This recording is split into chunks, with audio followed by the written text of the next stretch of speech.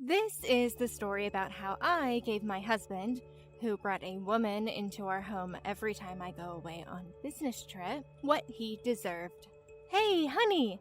I recently noticed I can smell a kind of sweet perfume in the house. Tell me I'm not the only one who can smell it. You're just imagining things. A few days later, I prepared a plan to trap my husband and witnessed the moment my husband brought a woman into our house. I rang the doorbell with a certain person by my side. Coming, said my husband with a cheerful voice. Seconds later, the door is opened, and he beholds his rightful end. Time for vengeance! My name is Rose, and I'm 28 years old. My occupation is what's called a sensory evaluation official.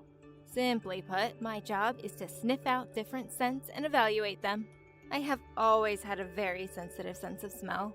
Even compared to other people, my nose detected subtle smells a lot more often. I chose this profession to make the most of my admittedly strange characteristic. I never thought that my genetic blueprint regarding my sense of smell would eventually land me a job. Now, I travel all over the country with this super nose of mine, and I'm recognized by myself and by other people as being a woman with a good job, and who makes enough of a living to get by decently well. My husband, Evan, is 2 years younger than me, and I met him through a mutual friend of ours. As soon as he saw me, he gave a shout, and this is what he said. Miss Rose, I've fallen in love with you at first sight. Will you please marry me? He literally bowed his head and held out his right hand to me. I was surprised to see something I had seen somewhere on TV, and the sheer suddenness of his actions left me at a loss for a reply. But then, Evan gently raised his head and said in a quiet voice, I'm not good enough for you, Miss Rose? I found his expression in that moment irresistibly cute, and so I replied, No, of course not. I'm flattered. I hope we can be happy together. Then, after 2 years of dating, we were married. My husband is a caregiver, and perhaps it's because of his daily contact with the elderly that he has had a very laid-back personality and open to all kinds of things. To put it in a good way, he is the type of person who accepts anything that people suggest. Put it in a bad way, he doesn't care about anything. He can cook, but he's terrible at cleaning. I'm the only one who does the cleaning, and because of my meticulous nature and this nose of mine, I have to clean every nook and cranny before I feel satisfied. But no matter how clean the house is when I leave for a business trip, when I come home, I always feel like the house has been burglarized. The house was always, without fail, a swirling vortex of entropy and chaos. The fact that my husband can live in such a messy room, a part of me had given up trying to teach him how to clean properly, but little by little, I spent some time teaching him how to clean. One day, I came home from a business trip. It was an interesting case because it was from a restaurant kitchen who was struggling to find a gas leak. They'd closed the restaurant after a mild fire broke out a few days ago, which was quickly dealt with. Luckily, they hired me to sniff where the gas was coming from, and it took me probably 10 minutes to find it. Needless to say, we were all happy by the end. I came home, and as soon as I opened the front door, I felt something strange. Hang on. Yeah, this is the smell of perfume, and it's the kind of smell that women like. But because the scent was particularly to my liking, it made me feel a little sick. But why do I smell this sort of perfume in my own house? I grab my luggage and make my way to the living room. I walk in to see an even more startling sight. I'm home! Welcome home, honey. I'm just about to finish making dinner, so wait a little while. My husband was in a very good mood. On top of that, the room that was usually so messy was actually spotless. Did you clean the room, Evan? Yeah, I did. Why? Why? You know I can clean too, right? Oh, really? No matter how many times I told him, he'd never clean the house. Ever. The moment I walk in the front door, I smell a woman's perfume. And my own husband, who is in a very good mood, cleaned the entire house. This is just too suspicious. Could it be that he's having an affair? Is he bringing a woman into this house? Hey, while I was away on that business trip, what have you been up to, Evan? What do you mean? I just woke up, cooked breakfast, went to work, came back. Nothing unusual. But you cleaned up the living room. I'd say that's pretty unusual, wouldn't you agree? I look at him with a hint of suspicion, to which he responded, Oh, Rose, I'm sorry. The truth is, my mom came over and cleaned up the house. How nice of her. We'll have to call her to thank her. I don't think that's necessary, honey. She also said that she didn't need to be thanked. She was happy to help out. Oh, my dear husband of mine, that reaction is just too suspicious. I pretended to be convinced right then, but I decided to make a plan to see if my husband's suspicious behavior could be justified. A week later, I decided to tell my husband I was going on another business trip. The thing is, that was a lie. I didn't have any business trip, and I wasn't going anywhere, to be frank. Hey, honey, I'm going on another business trip starting tomorrow. Damn, another one? Well, can't be helped, I guess. How many days will you be gone this time? I'm going to Seattle for 5 days. I'm sorry.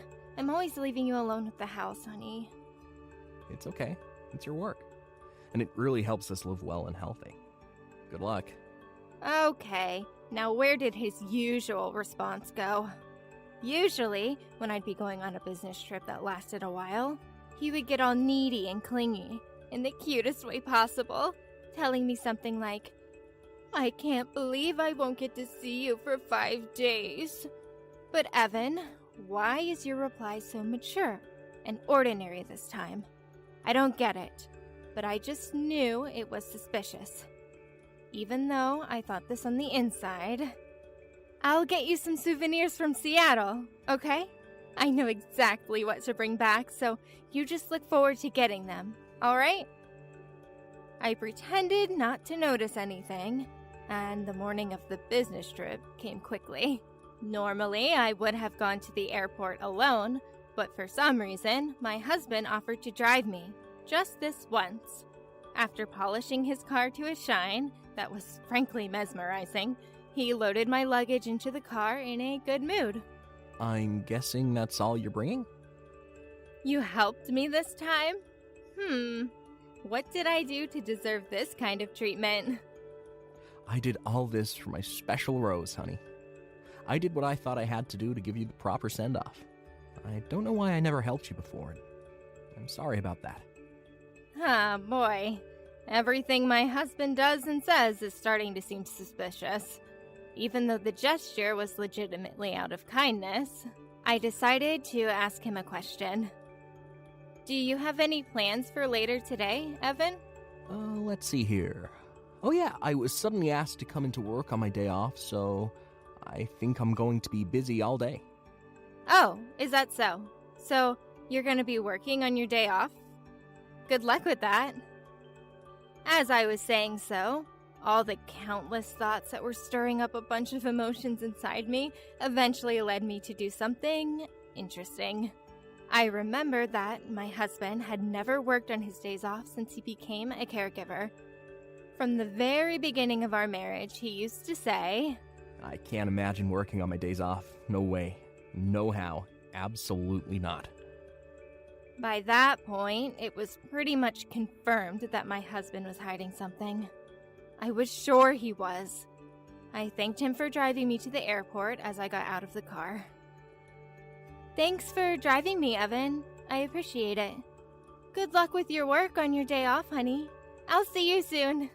He didn't even look at me as I waved him off. And now, let the real deal begin.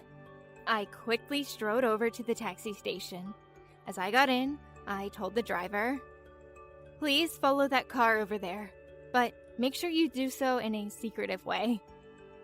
I basically told the driver to start tailing my husband's car, and the chase was on. Evan drove through a town I didn't know with such grace anyone could assume he'd been to this town lots of times before. I wondered where he was going. He stopped in front of a strange apartment I didn't recognize, and stayed there for some time, as though he was waiting for someone. After a while, I see an older woman walk out of the main door and approach my husband's car.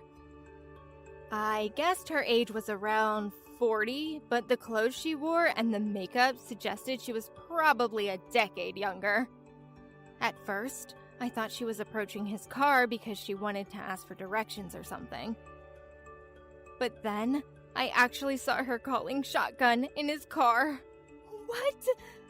I was so surprised that I unconsciously yelped. Good thing the taxi was a ways away and the windows were shut. His car drives off again, and the taxi driver continued to tail it. My husband having an affair with someone who's older than me was literally the last thing I expected. No, wait. Don't jump to conclusions. We haven't any evidence that confirms she's the one whom he's having the affair with just yet. That's what I thought, and I hoped for the best. But that was quickly betrayed by the reality that after he picked the woman up, his car drove straight to our house. I had a front row seat that beheld the sight of him and the woman, who was clutching his arm, going inside our house. I gave them some time before I told the driver to stay here, got out, leaving my luggage in the taxi, and decided to enter the house by opening the front door softly, so that they wouldn't notice me. When I entered the house, I smelled the same perfume that I had a week earlier. I can't tell you how many times I've smelled it, and how much I still hate that stench. I follow the scent, trying to find out where it was stronger. I look for them, but I can't find them. Where the heck were they? I looked around the house, and as I thought to myself, and then I started to hear voices. They were coming from the end of the hallway, which could be only one place, the bathroom. Yep, you guessed it. They were taking a bath together, right then. And the fact that I was witnessing it made everything so much more serious. Hey, is your wife on a business trip again? She's away on a business trip for 5 days starting today. She'll be gone for a while. I can't believe she would leave my darling Evan alone at home for so long. What a terrible wife she is. I know, right? Even when I tell her I miss her, she always says that there's nothing she could do because it's just work. She goes on a business trip without ever thinking about how I feel when she goes away. Oh, my poor baby. Well, don't worry. I'm here now, with you, and I'm going to spoil you rotten, okay? As I listened to their conversation, I felt like there was something breaking inside me, shattering into 1,000 pieces. I suspected my husband of cheating on me, but at the same time, maybe there was a part of me that still wanted to believe in him. Was I hurting him by doing my job? Going off to different places in the country pretty frequently? Is that why he's cheating on me in the first place? Listening to their conversation, I came to think that I was the cause of his affair. I decided to quietly leave the house. Was I really such a bad wife? Tears welling up in my eyes because of his betrayal, of course, but also because of the notion that I had caused him to betray me. I quietly put my shoes back on, trudged back to the taxi, and told the driver I needed some time to think. I want to tell someone about this. I started to think about who I could confide in, and the first person that came to mind was Mrs. Dakota, my mother-in-law. She'd always been very supportive of my work, and I loved her like she was my own mother. Hello, Mrs. Dakota. I must be honest with you. I may not be able to live with your own Evan anymore. Oh my goodness. This is a very sudden turn of events. What happened, my dear Rose? Actually, you know what? Wait for a little bit. I'm going over there right now. I'll be there soon. Then my mother-in-law hung up the phone. Because my parents-in-law's house is very close to ours, my mother-in-law and I were able to meet right away. Mrs. Dakota, whose maternal instincts suspected something was terribly wrong, brought along Mr. Dakota, too. I went on to tell them how my husband, their son, had been acting strangely for a few days leading up to that day, and that I saw with my own eyes and heard with my own ears that he's having an affair with another woman. I told them what I'd heard and how I was so worried that I'd been a terrible wife, and that I was the reason why he decided to have an affair. After listening to what I had told them, they responded. What is that idiot son of ours doing? How dare he do something like this to you, when you're working so hard to keep the relationship alive and healthy? I'll never forgive him for giving you such a hard time. Rest assured, my dear, that this whole situation is not your fault. Our idiot son and that woman are the ones to blame. Hearing those words, I was able to come back to myself. They were right. It's not my fault, and it never was. I then felt some kind of unfathomable anger rising from my churning stomach. I couldn't even stand still any longer. Mr. Dakota, Mrs. Dakota, I'm sorry, but I cannot forgive your son. He betrayed me, and I'm going to make him pay for what he did. I agree, dear. He deserves to pay for his treason.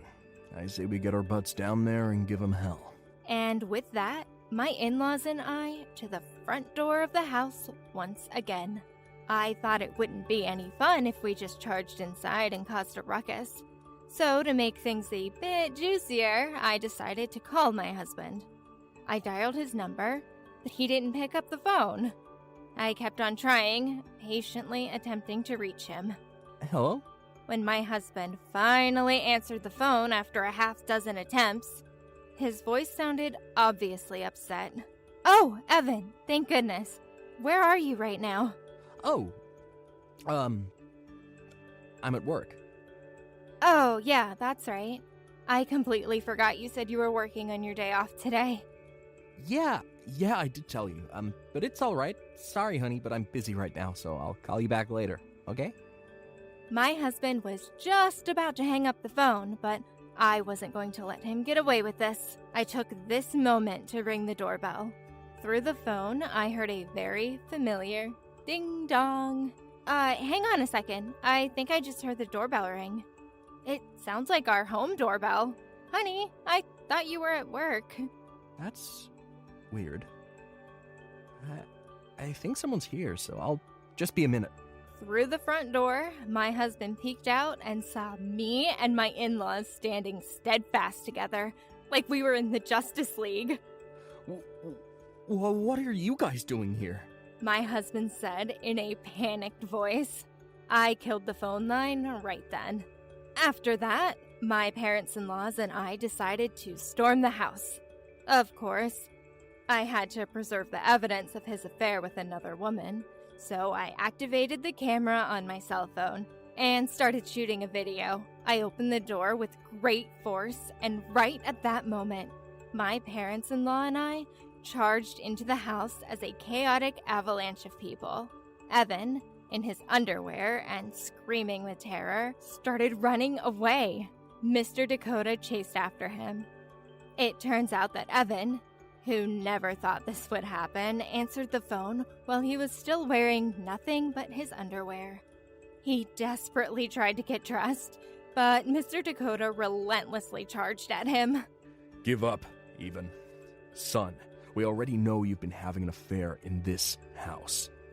I'm not having an affair, honest. You're still saying that, given the hopeless situation? Mrs. Dakota slipped past her husband and her son and headed straight for the bedroom.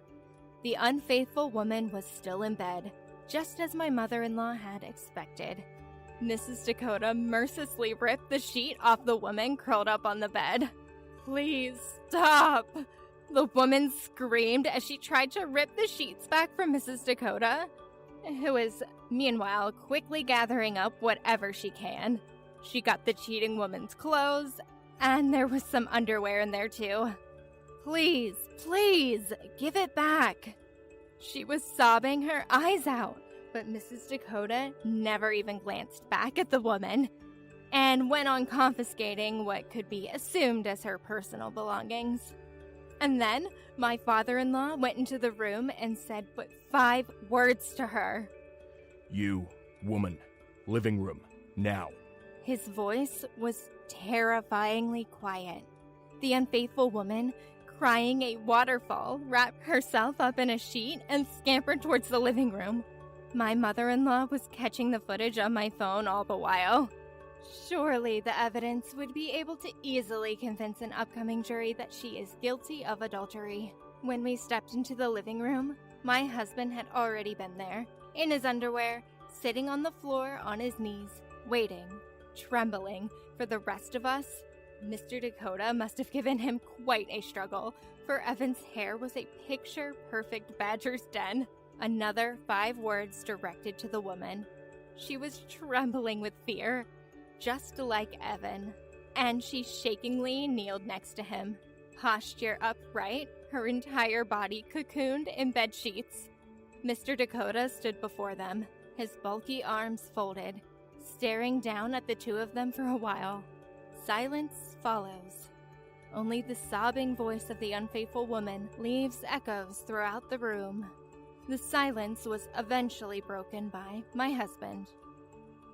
"I'm sorry. I'm so sorry. I was so lonely, and during this time, she was so kind and caring towards me. Before I knew it, it turned into this. I'm so sorry." He dares to look up at me as he says this. "You really think that it was okay to cheat on me just because you were lonely?" "What? But that's..." After thinking, being at a loss of words for a while, my husband continued. "The cheating was just a sudden impulse, you know? I'm really sorry." Something just snapped with the words, "sudden impulse." I've been listening to you for a while now, and you're saying things like that before I knew it, and sudden impulse?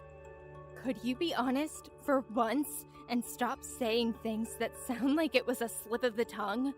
And you really expect me to feel bad for you? A grown man who tells me he feels lonely? You're so pathetic. It's actually painful.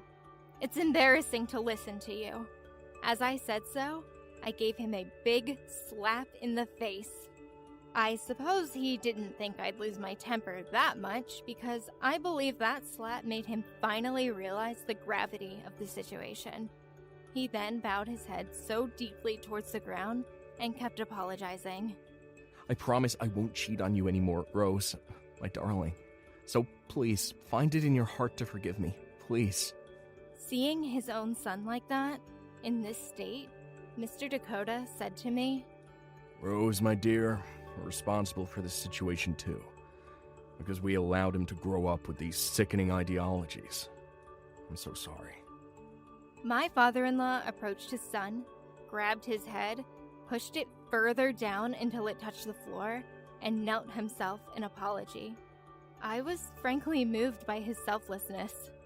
As soon as my husband heard what his father said, he became very agitated. "I'm willing to do anything else. Just please don't make me divorce her." He started to beg again. Mr. Dakota started pressuring him again, verbally this time, and continued to pressure him until Evan finally agreed to go along with the divorce. In tears, he filled out the divorce form I'd brought along just in case. As for the unfaithful woman, she calmly observed her lover all the while. Why did I have an affair with this man? Was probably what she was thinking. For, visibly, she was in a state of self-loathing. I began to feel sorry for the unfaithful woman, but Mrs. Dakota remained undeterred through to the end. You have no right to pretend to be so depressed, darling. From my point of view, both you and my son, Evan, are on the same level. So don't you dare think you'll be forgiven for the fair share you perpetrated in this situation. She handed her a white piece of paper and a pen. The woman knew what that meant, and she was still wrapped up in the bed sheets as she signed a consent form that promised to pay me alimony. When they both finished the paperwork, Evan and the cheating woman, whose name turned out to be Julia, were kicked out of the house with their belongings. Finally, it was all over. When Evan was kicked out of the house along with Miss Julia, he attempted to ask the woman to help him out, but seeing him that pathetic probably made her feelings for him turn stone cold, because she mercilessly dumped him on the spot. They took their individual belongings and left the scene. After that, my husband and I were able to get a divorce without any problems. The alimony was arranged to be paid in installments, and they both pay me every month. My ex-husband's colleagues at his job eventually found out that the reason why he got divorced was because he cheated on me. Miss Julia was apparently working at the same elder's home, and there was evidence that they usually took the same days off together. Suspicious of an affair between the two of them had surfaced before, but no further evidence could be found. However, now that Evan's divorce was out of the bag, to confirm the rumors, their boss finally decided to interview the two of them. Evan didn't confess to having an affair, but the unfaithful Julia readily admitted they did.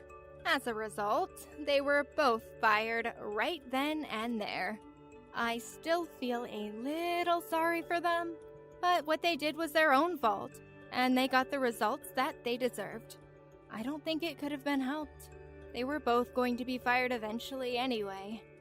As for me, I moved out of the apartment I was living in with my ex-husband, and currently, I'm living in a one-room apartment. As I am a workaholic, I don't mind if the room is a little small and cramped. Alright then, since I'm going on a business trip for another week starting tomorrow, I have to get packing. I'll sign off with this. I'm going to continue to enjoy my admittedly unusual occupation, and I'm going to live my life well and healthy. Thanks for listening, and good luck to you.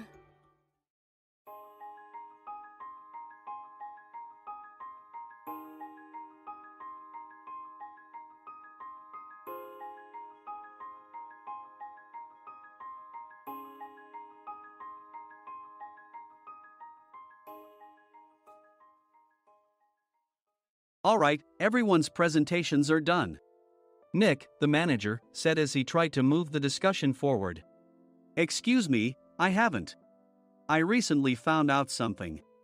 Nick interrupted me and began to speak. There's apparently someone in this department who didn't graduate high school and is just a part-timer. Meetings should be for employees only. Absolutely right. His lackey, Mike, of course, agreed with Nick. I'm leaving. After leaving the meeting room, I started to shut down my computer. I noticed that an email had arrived, not in my personal inbox, but in the company's shared email. Thinking, there's no point in speaking up, no one will listen, I went home quietly. The next day, I heard a commotion from Nick's desk. He was staring at his computer screen, his face pale. Nick? Is something wrong? Mike looked at the screen with him. And he turned even paler than Nick. Why is he so angry? Knowing the reason for Mike's distress, I thought to myself, serves them right. My name is Adam. My mother passed away when I was in the 9th grade, and I was raised by my father. Well, you could hardly call it being raised. After my mother passed, my father changed. He drowned his sorrows in alcohol, and though he still went to work, he squandered our living expenses on horse racing. Because of that, I had to start working part-time as soon as I entered high school. Every month, I went to the convenience store with bills in hand that couldn't be auto-deducted from my father's account. Even though I endured it because I didn't want to be alone, I reached my limit in my second year of high school and dropped out. I found a live-in job at a distant inn. Thank you for everything. The day I left home, my father, still staring at the TV, spoke. Take care. That was our last conversation. Back then, 18 wasn't the age of majority, so I needed my father's permission to work, and I couldn't hide my place of employment. Yet, my father never visited me even once. I kept working just to survive, and before I knew it, I was 42. Years of hard work paid off, and I was transferred to the headquarters. I was thrilled to be recognized by the company, as I thought I'd be working in the field until retirement due to my lack of formal education. Listen up. Our work can change the future of our employees. Don't drag us down. On my first day after the transfer, Nick, dressed in an expensive suit, spoke sternly. There was a reason for this. Our inn was located in a prominent tourist destination, known so well that everyone in the state could sing its commercial jingle. At its peak, we had 5 locations within the state. But that was long ago. Due to financial difficulties and aging facilities, only the place where I had worked for many years and the original establishment remained. I was prepared to lose my job anytime, but now there was a glimmer of hope. With the rise of social media, the tourist area where the inn was located started gaining attention again. Depending on how hard the sales department, where I was transferred, worked, we could either thrive or be forced to give up this prime location to the new hotel chains continuously popping up. For Nick, who had switched careers from another industry to strengthen our sales, this was a battle he couldn't afford to lose. I understood why he had to be strict. I will do my best. Nick sneered at my enthusiastic declaration. Did you not hear what I said? I'm sorry. I thought I was listening carefully. Out of habit from years of customer service, I apologized reflexively, though I had no idea what had offended him. Someone was watching me with a smirk. In this department, there are those who are expected to excel and those who have been shoved here because they have nowhere else to go. You are the latter. It was Mike, the section chief. He's 7 years younger, at 35. But he was called to headquarters much earlier than I was and had been moving around within the headquarters ever since. I'm not jealous, but I can't accept that he's my boss. Graduating from a prestigious university, he has an unusually high pride and caused many problems as a newbie, making things very difficult for me when I was the front desk leader. When I found out Mike was transferred to the sales department a month before me, I was disheartened. Mike is right. With just a middle school diploma, there's not much you can do. Don't even think about achieving results. As if I didn't exist, Nick remarked, I'm thirsty. Mike eagerly ran to the coffee maker. It seems Mike is Nick's lackey. I regretted being happy about my transfer to headquarters, wishing I had stayed on site forever. Send a direct mail to every company on this list by the end of the day. Nick only assigned me tasks that even a new graduate could handle. What? There are over 1,000 companies. You want me to send to all of them by today? Yes, if you and your fellow misfits split the work, even those with nowhere else to go should finish by today. I glanced at the employees typing away expressionlessly. They were worn out from customer service, only thinking about leaving on time, or were women reassigned after having children, with zero motivation for work. Even Sam, a new graduate from the same university as Mike, who was supposed to be among the expected achievers, had no enthusiasm for the job, having joined the company wanting to do customer service. I don't care what they say, I plan to quit anytime, he said. Only Nick and Mike were highly motivated, making all the decisions between the two of them. I originally only wanted to work at the inn to survive and had no particular attachment to this job. I swallowed my words, thinking I had no right to reprimand them. About a month after the transfer, Nick told us with a frustrated look. To commemorate the 50th anniversary, we've decided to create a plan exclusive for one group per day. Originally, Mike and I were supposed to come up with it, but our president, Mr. Thompson, insists on hearing everyone's opinions. So, you all get a chance. As Nick explained, Mike began handing out prints. Make sure not to embarrass Nick. If your ideas are half-baked, you'll have to redo them.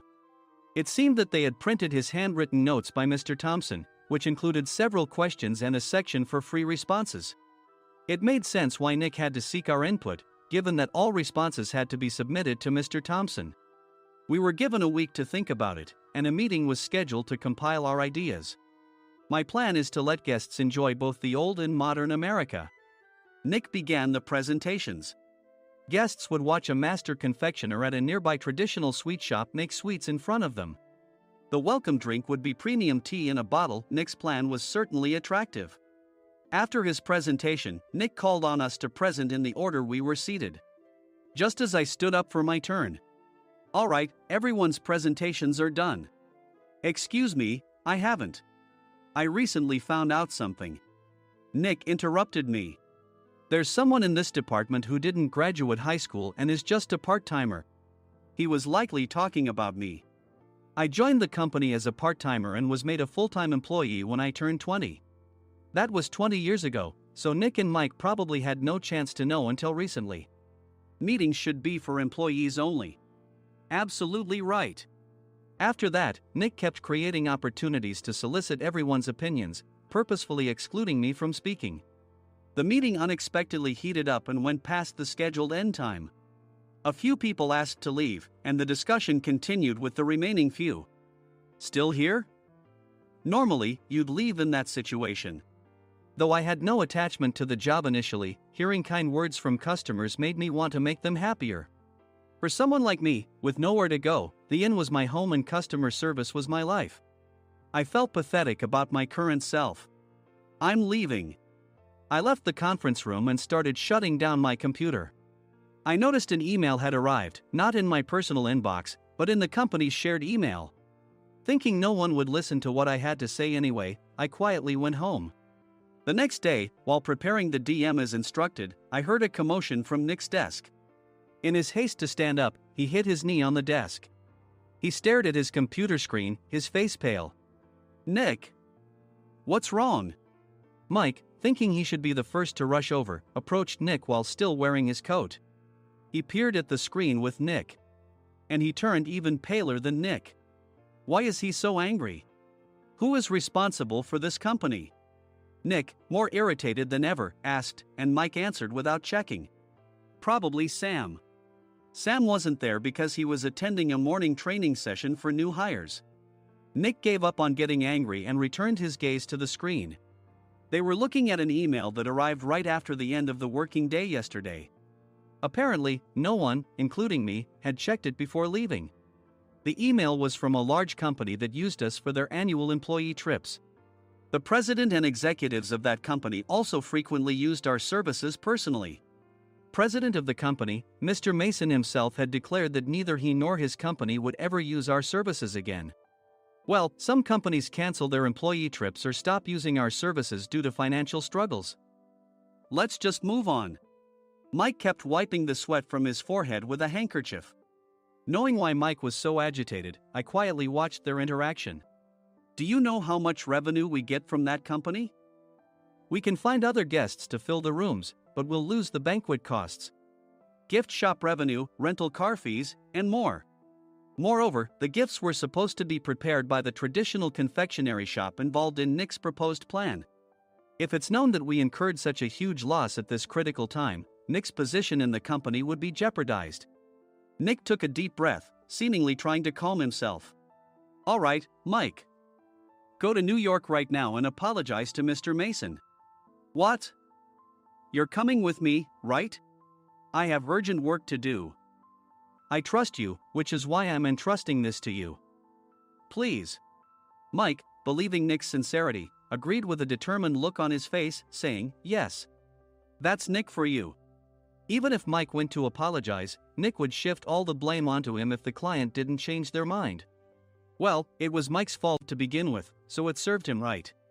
About 3 hours later, Sam answered a call from somewhere and repeatedly apologized, saying, "I'm very sorry." Everyone watched to see what was happening. After ending the call, he informed Nick with a weary tone. When Mike arrived at the client's company, he only made things worse, further infuriating Mr. Mason. He was demanding, "Get his boss here immediately." It was no wonder Sam was exhausted, dealing with such a call right after returning from training. What is that idiot doing? "All right, Adam, you're coming with me. If sacrificing Mike didn't work, then I must be next." Normally, I'd want to refuse at all costs, but I saw an opportunity in this situation. "If I can be of assistance, I'd be happy to join you." I obediently followed Nick, and we flew to New York. When we introduced ourselves at the reception, it became clear how serious the situation was, as the receptionist personally escorted us to the president's office. Angry voices leaked through the door, making both Nick and me uneasy. "Excuse me. I'm Nick, the supervisor. I understand my subordinate has caused you trouble, and I deeply apologize." Nick, with his experience in the corporate world, knew enough to offer an apology before excuses. However, his customer service skills left much to be desired. I sighed as I saw Mike trembling like a small dog in the corner of the room. "What kind of training are you giving your subordinates?" Mr. Mason glared at Nick with a red face. The intensity of his gaze made even Nick take a step back. Regrettably, I joined this company only 2 years ago and was unaware of Mike's issues. I should have identified his shortcomings sooner. Indeed, I should have realized sooner. No sensible person would come to apologize and then give a lengthy presentation on the drawbacks of not using their in. Nick froze, his mouth slightly open. Suspecting the worst, I picked up the documents that had fallen to the floor. It seemed Mike hastily prepared these documents on the plane, listing the disadvantages. Disadvantage 1: if you change the venue for the company trip, employees might suspect it's for cost-cutting reasons, leading to a negative impression. Reading it aloud half-jokingly, Nick snatched the papers from my hand and checked the contents with a furious expression. Among the stack of documents was a receipt from a nearby convenience store's copy machine. I felt a pang of dread, hoping he hadn't shown the receipt as well. What do you think he said when I asked what kind of nerve he had to do this? I'm very sorry." Faced with the dire situation, Nick must have thought there was nothing left to do but apologize. In a voice smaller than I'd ever heard from him, he uttered words of apology. He said, "I'm a Harvard graduate. I don't believe I said anything wrong." "Mike, what have you done?" Forgetting his plan to pin the blame on Mike, Nick yelled loudly, even in front of Mr. Mason. "I didn't do anything wrong."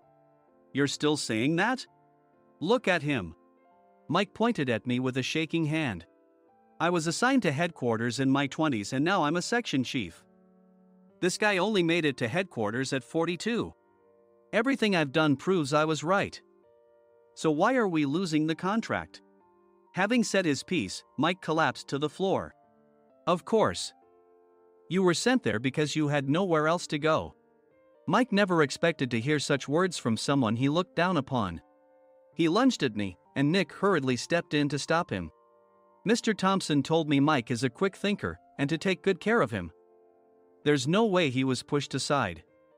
"Don't make things worse here. He didn't say quick thinker, he said only quick-witted, didn't he?" I don't remember that part." I recalled the many troubles Mike caused when he was a newbie. When Mike was on the front line, his pride was so high that he never apologized to customers. Customer service, especially in our job, doesn't work alone. It brings both good and bad situations. If the front staff or housekeepers made mistakes, or the cleaning company didn't properly clean a room, one had to apologize to the customers regardless of personal fault. Mike, in such situations, would never apologize, insisting he wasn't at fault.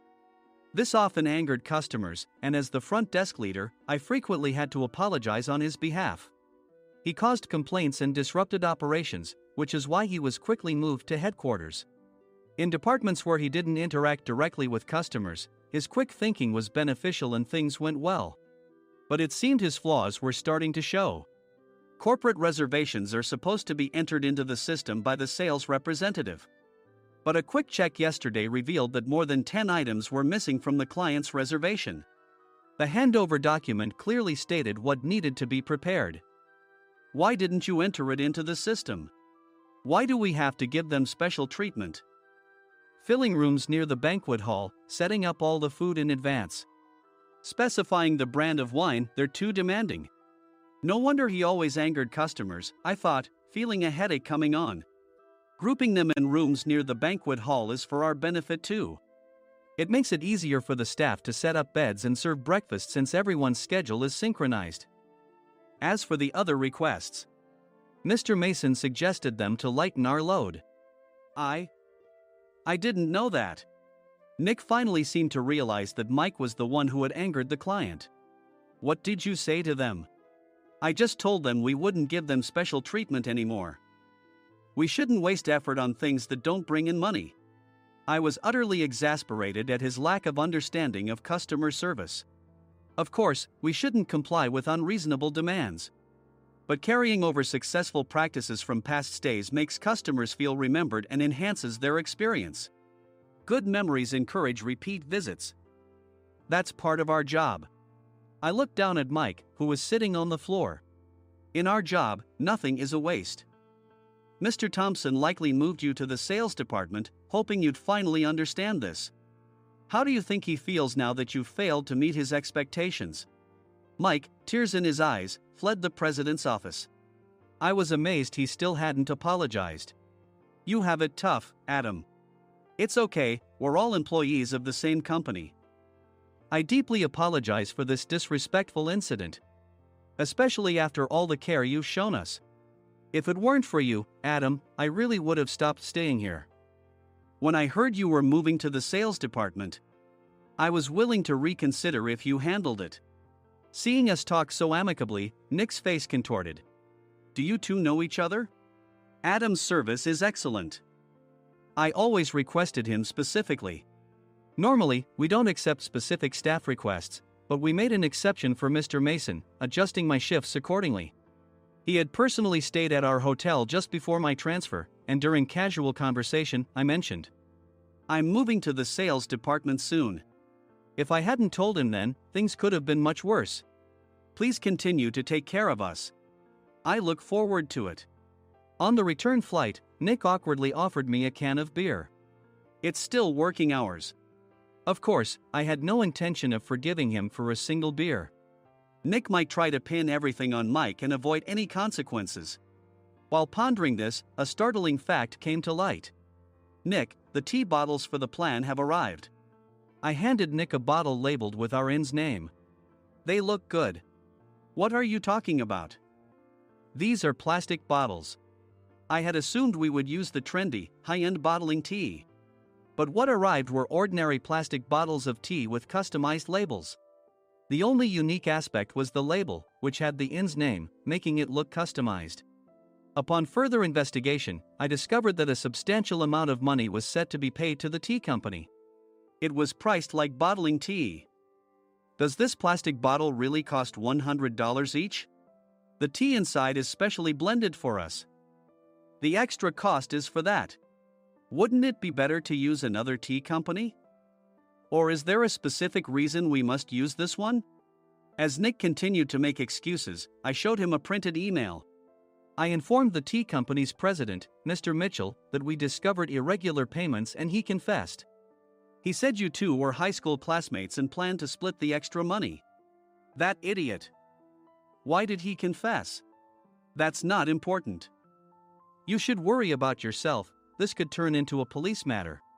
Opening the bottle cap, I suggested. How about calming down with this tea? It supposedly has a relaxing effect. Nick drank the tea frantically. In the following days, decisions were made about their fates. Mike was reassigned to the General Affairs Department, with no chance of transfer or promotion, as per Mr. Thompson's orders. As for Nick, since the payment to the tea company hadn't yet been made, he narrowly avoided legal trouble. Instead, he was encouraged to leave the company, and to avoid further complications, Nick submitted his resignation. Rumor has it that connections between HR departments have made it difficult for him to find new employment. Even though it was good to have those two gone, something unexpected happened in the sales department. Everyone became motivated and united in refining the 50th anniversary plan. In the end, my plan was adopted. We collaborated with the Tourist Information Center to provide personalized guides. The plan, tailored to the number of guests, was truly special for the 50th anniversary. Hey, is Adam's family coming to stay? I immediately booked that special plan for my family. Sam noticed it on the reservation list and quickly picked up on it. Yes, I'm inviting my father. That's great. I might invite my parents too. I lacked the courage to face my father just as Adam. But here, with the confidence Mr. Mason praised, I felt ready. The 50th anniversary plan was a perfect opportunity to reconnect with my father. I hope to bring back the days when we could laugh together as we once did.